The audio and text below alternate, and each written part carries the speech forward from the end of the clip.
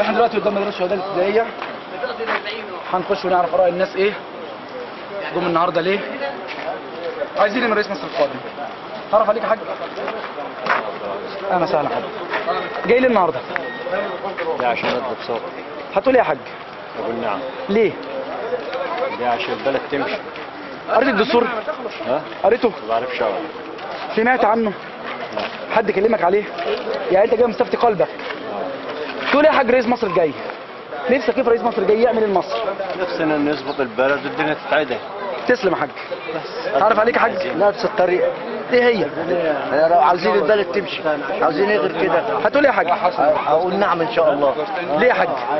عشان برضه ربنا يمشي لنا الحال شوية يا اخوانا، احنا برضه يعني ينفع المشي اللي احنا ماشيين فيه ده ينفع يعني. تطلب ايه يا حاج من رئيس مصر الجاي؟ لا اله الا الله سيدنا محمد رسول الله. ونعم بالله. نطلب ايه غير يصلح البلد؟ يا رب ان شاء الله. شكرا يا حاج.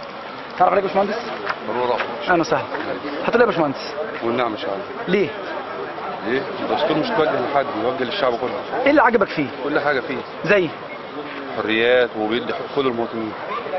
تقول ايه يا حاج رئيس مصر القادم؟ لو كان السيسي ان شاء الله. ايا كان رئيس الجمهوريه هو القادم. ان شاء الله يبقى السيسي باذن الله. باذن الله. تقول له ايه؟ نقول له ايه؟ نقول له يا ربنا في الشعب. تطلب منه للسويس. السويس؟ طبعا.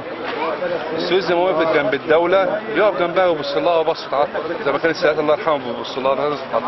يعني شايف ان حق السويس مهدر مع الرؤساء السابقين جميعا. كله ما فيش غير السادات بس اللي كان بيبص لها. تسلم يا باشمهندس. تعرف على حضرتك؟ اسمي مينا فايز، بس مين حضرتك الاول؟ السويس الاخباريه يا فندم. شبكه السويس الاخباريه. تحت امرك يا فندم. هتقول ان شاء الله. أقول نعم. ليه؟ انا طبعا قريت الدستور. كويس قوي. اول دستور توافقي في يعني ايه توافقي؟ فاهم الناس يعني ايه توافقي؟ توافقي يعني شارك فيه كل الناس، كل اللي دخلوا فيه ما اقتصرش على فصيل واحد، مش مجموعه واحده هي اللي عملت الدستور زي قبل كده. كان في الازهر وكان في الكنيسه وكان في كل الناس. حريات طبعا ممتازه جدا، باب السلطه ممتاز جدا، بيحجم سلطات رئيس الجمهوريه. فيعني الحمد لله. تقول الرئيس مصر القادم تتمنى ايه لمصر؟ انا اتمنى يقضي لنا على الارهاب ان شاء الله. دي اول حاجه. شكرا. تعرف عليك يا حاج؟ تعرف على حضرتك؟ اسم حضرتك ايه؟ ايه اللي جابك النهارده يا حاج؟ هتقول ايه يا حاج؟ اقول نعم طبعا. ليه؟ عشان الدنيا تمشي. عملت رسالة ازاي؟ قريت في الدستور ولا تعرف المواد اللي فيه يعني؟ قريت، سمعت في التلفزيون ده. عجبك؟ عجبك. ايه اللي عجبك فيه يا حاج؟ كل حاجة كويسة. زي ايه؟ زي كل حاجة. كل اللي فيه حلو. تقول ايه يا حاج رئيس مصر اللي جاي؟ ربنا يوفقه والبلد تمشي. تتمنى ايه للسويس؟ اتمنى كل حاجة حلوة فيها طبعا. ان شاء الله. تعرف على حضرتك يا حاج؟ تعرف عليك يا باشمهندس؟ علي حمود. اهلا وسهلا. اهلا بحضرتك. ايه اللي جابك النهارده؟ عشان نقول كفايه كده بقى. كفايه عن ايه؟ كفايه عن القلق اللي حصل بقى من اول 25 يناير لحد دلوقتي. طب المظاهرات على كده بقى. عايزين استقرار للبلد. يعني انت شايف ان الدستور هيقف مظاهرات؟ باذن الله. نامل هذا. ان شاء الله. باذن الله. عجبك الدستور؟ هو المشكله مش مواد الدستور، المهم انه يطبق الدستور. كويس قوي. يعني كل الدساتير اتوقع انها كويسه بس اللي يطبق الدستور. ايه الفرق بين الدستور ده واللي قبله؟ ماليش في النوادي الصراحه، انا المهم نقول باذن الله المره دي حاضر زي كل مره بنقول حاضر، بس المره دي باذن الله نامل انه يطبق بس. تقول للرئيس مصر القادم ياخد باله من الشعب. اقبال زي الاولاني. لا يشتغل مع شعبه بس مش اكتر. ان شاء الله باذن الله. تعرف عليك؟ تعرف عليك يا حاج؟ اهلا وسهلا يا حاج. هتقول ايه يا حاج؟ اقول نعم طبعا. ليه؟ ليه؟ عشان استقرار البلد كلها. ايه اللي عجبك في الدستور الجديد يا حاج؟ احسن دستور. زي ايه؟ عجبك الدستور اللي فات. تقول ايه يا حاج رئيس مصر اللي جاي؟ اقول ربنا يكرمه ويشوف مصالح الناس دي كلها. شكرا يا حاج. يلا حوض.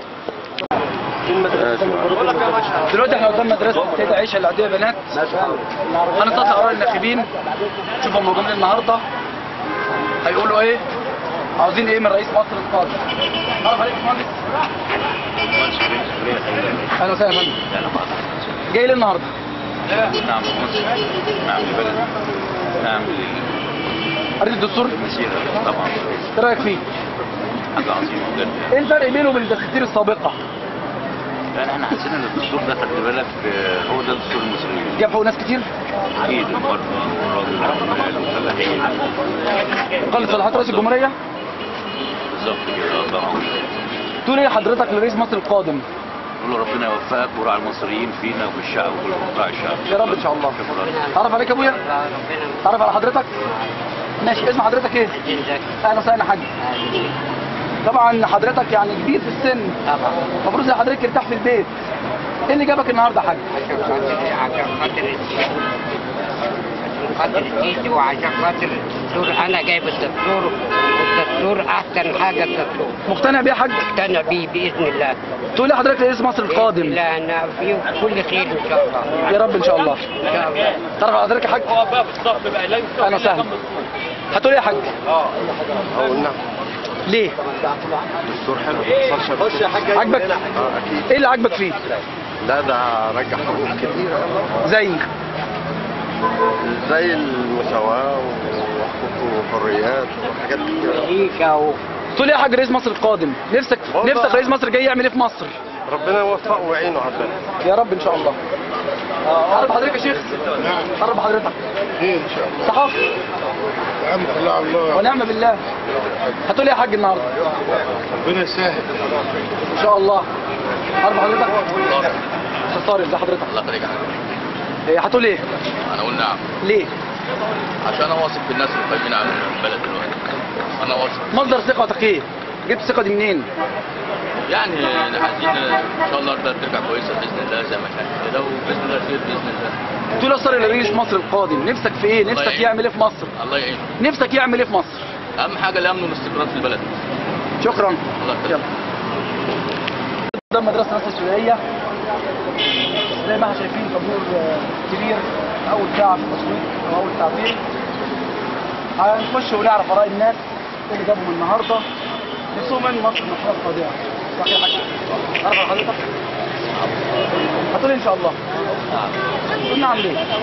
عشان زهقنا عاوزين نرتاح. ايه اللي مش مريحك؟ وضع بتاع الجماعه الاخوان ده يعني يكون ذكر وراجل من القوات المسلحه، محدش هيعرف يديرها غير واحد من القوات المسلحه. يا رب ان شاء الله. تعرف عليك هو السيسي وخلاص. نجي بالك من الاخر، لان كده البلد نايمه ومش نافعه. خربوها الاخوان، خربوها. تسلم يا حاج. تعرف على حضرتك؟ اهلا وسهلا. هتقول ايه النهارده؟ او نعم. ليه؟ عشان حل البلد يمشي. ايه اللي مش عاجبك في حال البلد دلوقتي؟ ما فيش شغل كتير، يعني البلد راكزه، مفيش حاجه ماشيه صح لحد دلوقتي. يلا نقول نعم ان شاء الله عشان البلد تمشي والحال يمشي. تقول ايه رئيس مصر القادم؟ السيسي ان شاء الله. تقول له ايه؟ نعم. نفسك يعمل ايه؟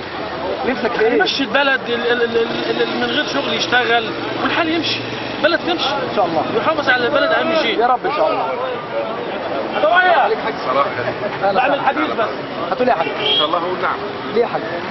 على اساس نعم، لان علماء مصر ومفكرين مصر كله ايد الدستور وايد فطبعا احنا وراهم. وانا امامي الازهر، شيخ الازهر، انا امامي الازهر وانا متبعه لانه راجل. يعني انت عاجبك الماده اللي بتحصل شيخ الازهر وعدم جواز عزله؟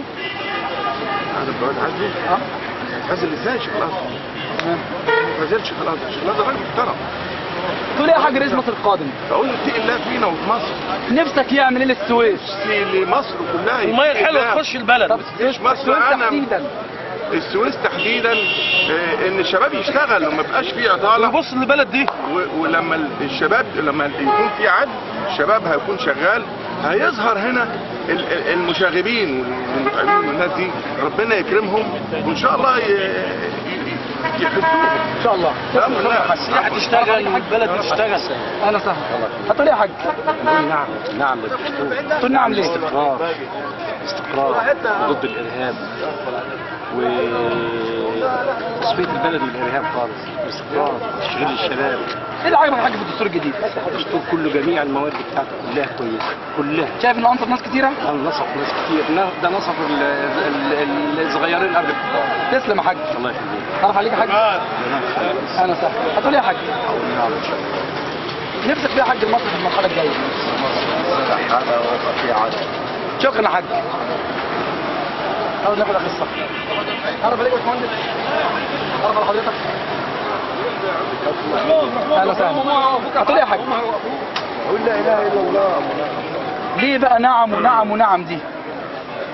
اجيالنا حتى واجيال اجيالنا استقرار نعمل ليه اجيال شايف الحال وقتنا يا عم ايه اللي عجبك يا حاج في الدستور الجديد؟ كل المواد اللي فيه ممتاز احسن من اللي قبله. تقول ايه لرئيس مصر القادم ايا كان؟ ربنا معاه وربنا يستره وقف ولاد الحلال يا رب. ربنا يستره. انا سهل تقول ان شاء الله. طبعا نعم نعم. ليه نعم؟ عشان البلد تستقر كده، عشان الخونه كمان، عشان عيالنا الخونه الاخوان. نفسك في ايه في الدستور الجديد يتحقق لمصر عموما؟ نفسك ينفذوا ايه بالظبط زي ما قال؟ طبعا نفسي يعيشوا حاجه اجتماعيه والبلد تهدى. تقول رئيس مصر القادم يا حاج؟ لو شد حيلك وادعم وموت الارهاب. تتمنى ايه للسويس؟ السويس هنتمناها احسن. تطلب منه ايه؟ احسن حاجه السويس دي خليها تبقى جنه. احنا عاصرنا كذا حروب. تطلب من الرئيس الجاي يعمل ايه للسويس؟ اللي انت شايفه ممكن يتعمل للسويس في المرحله يخليها جنه. السويس دي المفروض تبقى احسن بلد على مستوى العالم، مش مصر بس، على مستوى العالم. ان شاء الله. على مستوى العالم. السلام عليكم.